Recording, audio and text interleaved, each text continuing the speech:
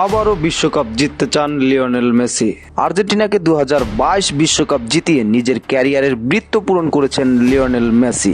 বিশ্বকাপ জেতার পর ফুটবলের কাছ থেকে আর কোনো চাওয়া পাওয়া নেই বলেও মন্তব্য করেছিলেন আর্জেন্টাইন এই মহাতারকা। কিন্তু ভক্ত, সমর্থক ও সতীর্থরা মেসিকে আরও একটি বিশ্বকাপে দেখতে চান। মেসিও বলেছেন তিনি যুক্তরাষ্ট্র, কানাডা ও মেক্সিকোতে আয়োজিত বিশ্বকাপে থাকতে চান। 2026 বিশ্বকাপ তার প্রস্তুতি সহ নানা বিষয় নিয়ে সম্প্রতি ESPN আর্জেন্টিনার স্পোর্টস সেন্টারের মুখোমুখি হন তিনি। সেই সাক্ষাৎকারের চুম্বক অংশ তুলে ধরা হলো। আর্জেন্টিনার বিশ্বকাপ প্রস্তুতি। সত্যি কথা হলো, আমাদের দলে অসাধারণ খেলোয়াড় রয়েছে এবং বহু বছর ধরেই প্রমাণিত। বিশেষ করে স্কালোনি দায়িত্ব নেওয়ার পর দলের মধ্যে যে আগ্রহ, উদ্যম আর তাড়না তৈরি হয়েছে তা আরো স্পষ্ট। সবার মানসিকতা দুর্দান্ত।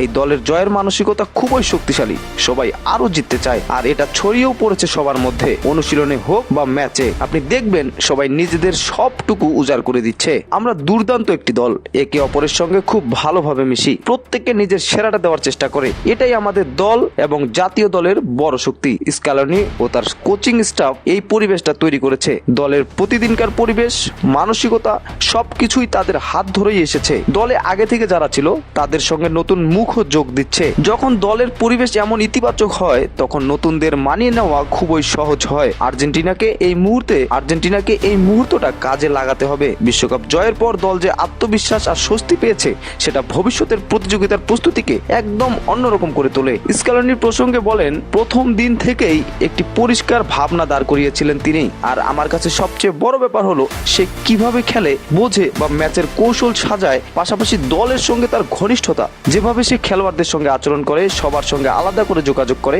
তা দুর্দান্ত। সে জানে কাকে কিভাবে বললে ভালোভাবে বুঝবে।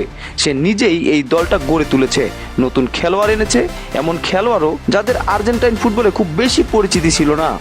2026 বিশ্বকাপে মেসি খেলবেন কিনা আমি আশা করি আমি সেখানে থাকতে পারবো। আগেও বলেছি আমি মনে প্রাণে সেখানে থাকতে চাই। সবচেয়ে খারাপ পরিস্থিতি যেটা হতে পারে, মাঠে গিয়ে সরাসরি খেলা দেখতে হবে। তবু এটা বিশেষ কিছু। বিশ্বকাপ সবার জন্যই বিশেষ, যে কোনো দেশের জন্যই। আমার জন্য তো আরো বেশি, কারণ আমরা এটাকে একদম ভিন্নভাবে অনুভব করি।